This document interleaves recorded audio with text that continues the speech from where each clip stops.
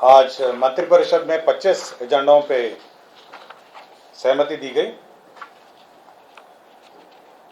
सर्वप्रथम शिक्षा विभाग का प्रस्ताव पर मंत्रिपरिषद में स्वीकृति दी गई, जिसके अंतर्गत तो बिहार राज्य विद्यालय अध्यापक नियुक्ति स्थानांतरण अनुशासनिक कार्रवाई एवं सेवा शर्त संशोधन नियमावली 2023 है, जिसके अंतर्गत वर्तमान में शिक्षक बहाली की प्रक्रिया चल रही है, उसमें एक परिवर्तन किया गया है। पूर्व में जो नियमावली में प्रावधान था कि केवल बिहार के निवासी ही इसमें अपना आवेदन दे सकेंगे, उस प्रावधान को संशोधित करते हुए अब भारत के नागरिक इस के अंतर्गत अपना आवेदन दे सकेंगे। इसका मतलब बिहार छोड़ के अन्य राज्यों के भी जो अभ्यर्थी हैं, जिन्होंने पात्रता पूरी कर ली है इस नियमावली के अंतर्गत, वे इस परीक्षा में भाग ले सकेंगे। इसका मतलब यह है कि अन्य राज्यों के जो भी हमारे जो कैंडिडेट्स हैं जो इसकी पात्रता रखते हैं, वे अब इस परीक्षा में भाग ले सकेंगे और इस राज्य में शिक्षक बन सकेंगे। तो ये एक संशोधन है जो मंत्रिपरिषद ने स्वीकृत किया है। दूसरा, खाद्य उपभोक्ता संरक्षण विभाग का प्रस्ताव था, जिसके अंतर्गत स्मार्ट पीडीएस को लागू करने का राज्य सरकार ने निर्णय लिया है। आपको जानकारी होगी कि स्मार्ट की जो पीडीएस कार्ड है, जो जन वितरण प्रणाली का कार्ड है, उसका प्रयोग कोई भी जो धारक है वो देश के किसी भी पीडीएस से अपना खाद्यान्न ले सकते हैं, ये प्रावधान था। तो इसी को लागू करने के लिए जो स्मार्ट पीडीएस व्यवस्था है, सॉफ्टवेयर है, और जो इसकी पूरी एंड टू एंड कंप्यूटराइजेशन है, दुकान से लेकर कस्टमर तक, उसको लागू करने का निर्णय लिया है। यह केंद्र प्रायोजित योजना है और 60-40 के अंतर्गत यह इसकी फंडिंग है और राज्य सरकार को इसमें 63.07 करोड़ इसमें राज्य का राजस्व होगा। तो स्मार्ट पीडीएस लागू करने का निर्णय लिया है। लागू है, लेकिन इसका जो सॉफ्टवेयर है, जो इसकी व्यवस्था है, सॉफ्टवेयर जो स्मार्ट पीडीएस का जो स्कीम है, जो सॉफ्टवेयर है एंड टू एंड कंप्यूटराइजेशन है, उसको लागू किया। पहले तो मतलब नीतिगत निर्णय तो है ही कि कार्ड को लेकर आप कभी भी कहीं किसी राज्य में आप इस्तेमाल कर सकते हैं, लेकिन जब तक आपका जो कार्ड है उस सिस्टम के अंतर्गत या सॉफ्टवेयर में उपलब्ध नहीं रहेगा तो आप किसी अन्य राज्य में नहीं यूज़ कर सकते हैं। तो यह व्यवस्था अब लागू कर दी गई है। कब से यदि सॉफ्टवेयर इम्प्लीमेंट हो गया तो सब डेटा एंट्री होगा, ये सब होगा। तो मंत्रिपरिषद ने निर्णय लिया है कि इस राज्य में इसको लागू किया जाए। पशु एवं मत्स्य संसाधन विभाग के 3 प्रस्ताव थे। इसमें देसी गाय को प्रोत्साहन देने के लिए, देसी गाय राज्य में देसी गाय को प्रोत्साहित करने के लिए एक योजना राज्य सरकार ने स्वीकृत की है। यह 7 निश्चय 2 के अंतर्गत है। इसमें 37,05,45,000 रुपये व्यय होंगे और इसके अंतर्गत 2 गाय, 4 गाय, 15 गाय और 20 गाय देसी नस्ल के गाय एवं बाछी पर साहिवाल, गिर और थारपारकर, ये 3 है। साहिवाल, गिर और थारपारकर ये देसी वैरायटी हैं। तो देसी गाय में अनुदान दिया जाएगा।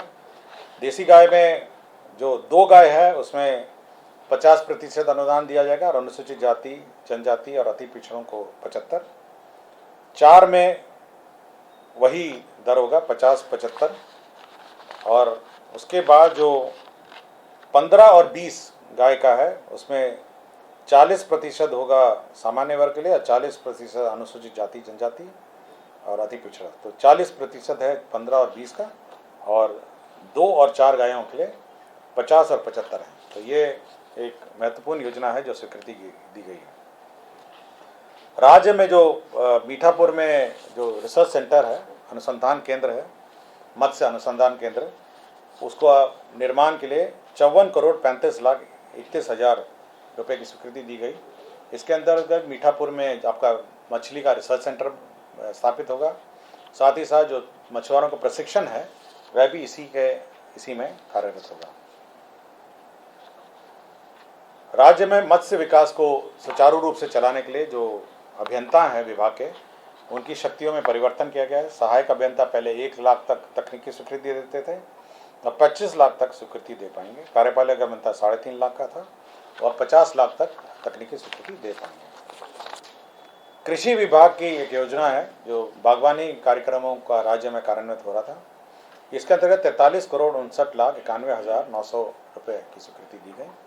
इसके अंतर्गत जो विभिन्न फसलें हैं बागवानी के, जो फल के, उनमें अनुदान का प्रावधान है। अनुदान की राशि थोड़ी बढ़ाई गई है विभिन्न कैटेगरीज में, और इसके अंतर्गत अनुदान कुछ जगह 75% किया गया है, कुछ जगह 50 किया है। इसमें मुख्यतः जो 35 और 50 पहले अनुदान दिए जाते थे, उसको बढ़ाकर 35-40 में 15 एवं 10% की वृद्धि हुई। तो अनुदान की राशि की वृद्धि हुई है। बड़ी लंबी सूची है, हम किसी को इंटरेस्ट होगा तो मैं उपलब्ध कराऊंगा। और 60, 20 और 20 इस रेशो में दिया जाएगा। पहले 60% दिया जाएगा, फिर 20% दिया जाएगा, फिर 3 किस्तों में दिया जाएगा। तो ये महत्वपूर्ण बागवानी की योजना है जो स्वीकृति दी गई है। मुख्यमंत्री नारी शक्ति योजना, जो पालन घर हैं विभिन्न कार्यालयों में, अब 35% महिलाओं को आरक्षण दिया है। बड़ी संख्या में महिला कर्मी हमारे कार्यालय में हैं। तो हर कार्यालय में पालन घर के स्थापन के लिए जो आवर्ती व्यय है वो 3,16,440 रुपये होगा। अनावर्ती व्यय है जो 5,36,428 रुपये। तो कुल मिला के 8,52,868 रुपये ये पालन घर विभिन्न कार्यालय में जो महिला शक्ति नारी शक्ति योजना के अंतर्गत पालन घर का संचालन, और इसका अनुदान जो है महिला विकास निगम संचालित करेगा।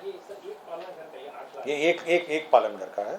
तो हर कार्यालय में पहले बहुत कम था, पहले बहुत राशि में बढ़ोतरी थी। योजना तो पुरानी है तो इसमें बढ़ोतरी की गई है। पहले बहुत ही कम राशि थी। पहले आपकी राशि केवल 24,000 और 18,000, कुल 42,000 थी। तो 42,000 से बढ़ाकर 8,52,868, बड़ी संख्या में अब महिला कर्मी हो गए हैं। तो इतनी कम जो राशि जो 42,000 उसमें संभव नहीं था, इसलिए अब राशि बढ़ा दी गई है। योजना पुरानी है। कृषि जैव प्रौद्योगिकी महाविद्यालय सबौर के अंतर्गत आधारभूत संरचना निर्माण के लिए 72 करोड़ 32 लाख यह प्रशासनिक स्वीकृति दी गई है, और 23-24 में 5 करोड़ की निकासी व्यय की स्वीकृति दी गई है। तो कृषि जैव प्रौद्योगिकी महाविद्यालय सबौर की आधारभूत संरचना राशि स्वीकृत की गई। राज्य में पर्यटकों के लिए जो 3 5 स्टार होटल निर्माण किए जाने हैं, अशोक पाटलिपुत्र अशोक है, आपका बांकीपुर बस स्टैंड है, और तीसरा आपका सुल्तान पैलेस है। तो आपको याद होगा पहले इसकी स्वीकृति दी गई थी, और इसी को काम आगे बढ़ाने के लिए जो आइडा एक्ट है, आधारभूत संरचना विकास सामर्थ्यकारी इनेबलिंग संशोधन अधिनियम 2023 पास हुआ था। बजट सत्र में ये अधिनियम पास हुआ था। तो उसी के आलोक में ये पीपीपी मोड में ये तीनों होटल का निर्माण होगा। तो कि जो पहले ये अधिनियम से पहले कैबिनेट ने स्वीकृत किया था पुराना, तो क्योंकि अधिनियम पास हो गया है, कैबिनेट ने इतना ही निर्णय लिया है कि जो भी कार्रवाई होगी यह आधारभूत संरचना विकास सामर्थ्यकारी इनेबलिंग संशोधन अधिनियम 2023 के आलोक में की जाएगी पीपीपी मोड में। और इसमें अनुमानित करीब 1100 कमरे टोटल मिला के तीनों मिला के 5 स्टार होटल का निर्माण अलग अलग। ये बहुत पुराना राज्य का निर्णय है। केवल उसमें जो प्रावधान है, किस प्रकार इसका सेटलमेंट होगा, किस प्रकार इसमें पीपीपी का कार्य चलेगा, उसी के बारे में संशोधन हुआ है। और जो इनेबलिंग अधिनियम है 2023 में संशोधन हुआ था बजट सत्र में, उसके आलोक में कार्रवाई की जाएगी। उसमें जैसे 30 साल का एक्ट में प्रावधान था, तो अब 45 साल का पुराना स्वीकृत प्रस्ताव था। तो कितने साल तक उसको सेटल किया जाएगा, इस पर आइडा को शक्तियाँ प्रदत्त हैं। तो इस प्रकार के अनेक प्रावधान है जो इनेबलिंग एक्ट में है, उसके आलोक में अब ये 3 होटल का निर्माण आगे चलेगा। 3 पथों की स्वीकृति मंत्रिपरिषद ने दी है। पहला है केंद्रीय सड़क निधि के अंतर्गत पटना जिला अंतर्गत नौबतपुर शहर, रामपुर, मचपुरा, दुल्हिन बाजार पथ, यह करीब 11,487 किलोमीटर है। तो यह 49 करोड़ 77,70,252। तो यह स्वीकृति यह नाबार्ड के अंतर्गत थी, यह केंद्र सड़क नीति के अंतर्गत है। तो इसके अंतर्गत यह स्वीकृति दी गई है। दूसरा है पथ प्रमंडल दरभंगा अंतर्गत हथौड़ी कोठी से बेहड़ी पथ, ये करीब 5,395 किलोमीटर है और 34 करोड़ 28 लाख 98 हज़ार है। तो ये नाबार्ड के अंतर्गत है, तो ये स्वीकृति दी गई है।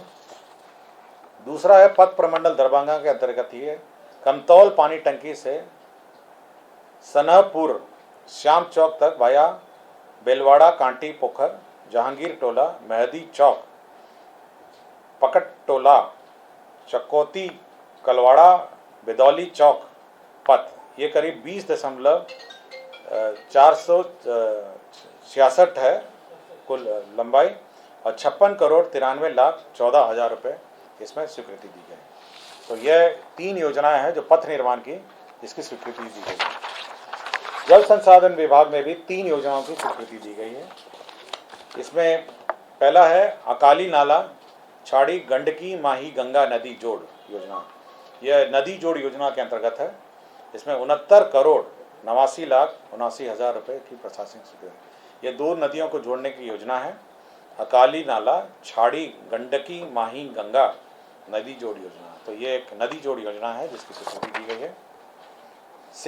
सिंहवारणी जलाशय योजना एवं इससे निकलने वाले उच्च स्तरीय मुख्य नहर 0 से 317 चेन तक, इसका पुनर्स्थापन 125 करोड़ 82 लाख रुपए की स्वीकृति दी गई है। तो ये जलाशय का जीर्णोद्धार है और इससे निकलने वाले जो नहर है उसका भी जीर्णोद्धार है। तो ये स्वीकृति दी गई है। हाँ, ये वाला ये खड़गपुर झील योजना है। तो खड़गपुर झील है, मुंगेर जिला है ना ये खड़गपुर झील। और तीसरा भी मुंगेर जिला से ही है, डाकरा नाला नहर पंप योजना। आपको याद होगा कि समाधान यात्रा में माननीय मुख्यमंत्री द्वारा भ्रमण किया गया था और इसमें इस योजना का भी निरीक्षण किया गया था। और ये नाला बहुत पुरानी है, ये 1978 की है, 1978 की योजना है। और इस योजना के अंतर्गत ये बना था, लेकिन जब बना था तो गंगा नदी बिल्कुल सट के चलती थी किनारे में, और अब दूर हो गई है, जिस कारण से ये पूरी योजना बंद हो गई। तो अब उसको गंगा नदी से पानी निकाल के इस नहर योजना पंप नहर योजना को पुनर्जीवित करने के लिए डाकरा नाला पंप नहर योजना का अवशेष कार्य प्राकृतिक राशि 135 करोड़ 43 लाख मात्र की प्रशासनिक स्वीकृति। तो ये डाकरा नाला का बहुत महत्वपूर्ण योजना है और 1978 की योजना है, ये सबसे पुरानी योजना। 145 या 35 145.43। और बेसिकली वही है कि नाला का थोड़ा रिपेयर है और मेन इसका जो कंपोनेंट है वही है कि जो गंगा दूर चली गई है तो उस स्थल से पानी निकाला जाए और फिर इस नहर में जोड़ा जाए। तो ये मुंगेर का है, सिंहवारणी जलाशय मुंगेर का है, और तीसरा आपका है गंडकी आकली, ये है गंडकी माही गंडक योजना है। ये जिला मूल अभी लिखना है, ठीक है। ये सारण जिला का, सॉरी, सारण के पास नदी तक लिंक चैनल है, ये सारण जिला है, छपरा जिला है। एक छपरा का है और 2 आपका मुंगेर जिला का है, ठीक है। ये राज्य में जो वृहद खनिज है, ये खनिज आपको इंटरेस्ट करता हो, ये बहुत महत्वपूर्ण है। राज्य में बहुत जगह खनिज पाए गए हैं। मैग्नेटाइट पाया गया है माजोस जमुई जिला में, मैग्नेटाइट। गैलुसोनाइट है पाया गया है पिपराडी भुरवा रोहतास जिला में। ग्लूकोनाइट पाया गया है रोहतास जिला में। ग्लैकोनाइट पाया है अधौरा कैमूर में। ग्लैकोनाइट पाया है रोहतास में।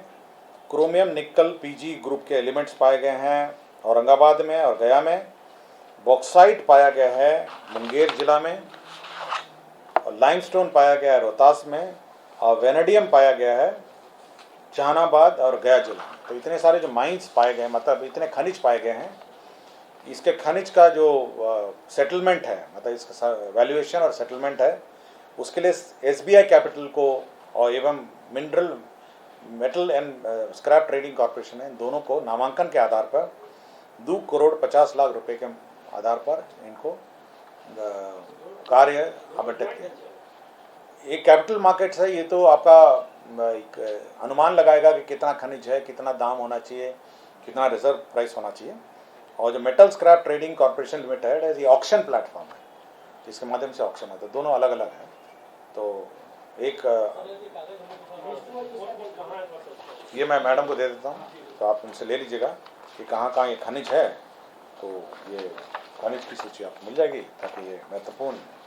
मैडम को तो आप आराम से बैठी ना, हाँ अभी दे देते ना, अभी ब्रीफिंग खत्म हो जाने दीजिए, उसके बाद मैं सब दे दूंगा आपको काम। राज्य के 8 जिलों अररिया, अरवल, नवादा, मधुबनी, लखीसराय, वैशाली, कटिहार, सीतामढ़ी में 520 आसन के एक एक अन्य पिछड़ा वर्ग कन्या आवासीय उच्च विद्यालय। इसका मॉडल प्राकृतिक राशि है 46 करोड़ 35 लाख 28 हजार। तो कुल 370 करोड़ 82 लाख 24 हजार जो है इसकी स्वीकृति दी गई है। 2 योजना का जो इन्वेस्टमेंट क्लियरेंसेस है कैबिनेट के स्तर पर दी गई है। पहले तो है messrs Mash Agro Foods Limited, ये इंटीग्रेटेड बायो बोवाइन मीट, ये मीट प्रोसेसिंग यूनिट है, और किशनगंज जिला ठाकुरगंज किशनगंज में यह स्वीकृति दी गई है और 45 करोड़ का निवेश है। तो मीट प्रोसेसिंग का किशनगंज ठाकुरगंज में 45 करोड़ का निवेश की स्वीकृति दी गई है। एक एथनॉल यूनिट है messrs Brijendra Kumar builders, ethanol का यूनिट है, ये मोकामा पटना की इकाई है और करीब 104 करोड़ 18 लाख का निवेश है। तो 2 निवेश की स्वीकृति दी गई है। बिहार राज्य विद्युत बोर्ड में जो पुराने कर्मचारी हैं, जो 2012 में जब बंटवारा हुआ था विभिन्न कॉरपोरेशंस में, तो बकाया जो रिटायरमेंट ड्यूज की राशि है वो राज्य सरकार को भुगतान करना पड़ता है। इसके तहत 797 करोड़ 63 लाख रुपए जो है वो मंत्रिपरिषद ने भुगतान की स्वीकृति दी है। दूसरा एक निर्णय हुआ है जो माननीय उच्च न्यायालय के आदेश के आलोक में है। जो विभिन्न मुख्यालय के थाने, जो पटना के थाने हैं, उसमें बड़ी पुरानी गाड़ियां हैं, जो जब्त गाड़ियां हैं वो पड़ी रहती हैं, कुछ सड़कों में पड़ी रहती हैं, कुछ थाने के अंदर पड़ी रहती हैं, और कुछ आप देखते होंगे जगह जगह पे रखने की जगह नहीं है।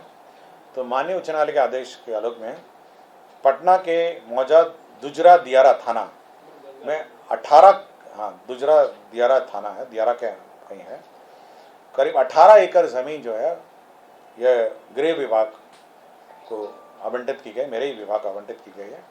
और इसके अंतर्गत इन सभी जो जब्त जो वाहन हैं उसको वहाँ रखे जाएंगे, उनको कंप्यूटर में एंटर किया जाएगा और जब रिलीज़ होना का वहाँ से रिलीज़ होगा। तो एक हिसाब किताब इन्वेंट्री रखी जाएगी और सभी थानों, किसी भी थानों में अब ये जब्त वाहन नहीं रखे जाएंगे, सभी वाहन इसी स्थान पर रखे जाएंगे। इसकी बाउंड्री वॉल होगी, सुरक्षा होगी और इसको एक हिसाब किताब से रखा जाएगा, ताकि अब थाने में बिल्कुल खाली जगह होगी और ये जब्त वाहन पूरे पटना का मुख्यालय, जहाँ पटना होगा, दानापुर हो गया, फुलवारी हो गया, जितने अगल बगल के थाने हैं, तो 18 एकड़ जमीन जो है आवंटित की गई। पद सृजन का प्रस्ताव है, 2 जगह आया है।